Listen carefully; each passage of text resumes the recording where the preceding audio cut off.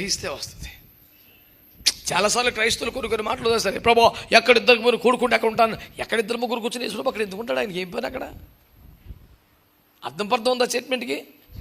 ఎక్కడ ఇద్దరు ముగ్గురు నా నామును ఏకీభవించి ప్రార్థన చేస్తారో అక్కడ ఉంటాను. ఏకీపించి మనందరం దేవుని పెట్టిన బిర్యానీ తినితే దేవుడి మధ్యలో కూర్చొని ఉంటాడా? మనం ఏకీపించేస్తే కూడుకుంటే ఎక్కడ పడితే అక్కడ దేవుడు ఎందుకు ఉంటాడండి? ఆయన నామం కొరకు, ఆయన చిత్తం కొరకు మనం ఏకీపిస్తే, స్తుతిస్తే, ప్రార్థిస్తే, పనిచేస్తే మన మధ్యలో ఉంటాడు. 500 మందిని కూర్చుకున్నా ఏకీపించకపోతే మన మధ్యలో ఉండడు. అందులో డౌట్ ఏం అక్కర్లా.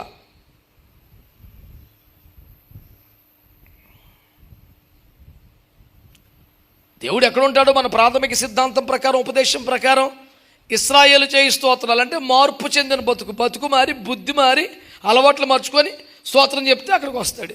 సంతోషంగా ఉండే పాటలు పాడితే అక్కడికి వస్తాడు. ఇద్దరు ముగ్గురు ఏకీపిస్తే అక్కడికి వస్తాడు. ప్రార్థన చేస్తే అక్కడికి వస్తాడు. ఏమీ లేకుండా ప్రభో ఎక్కడిద్దరు ముగ్గురు కొడుకుంటే ఉంటా అన్నావు ప్రభో, ఉండడు.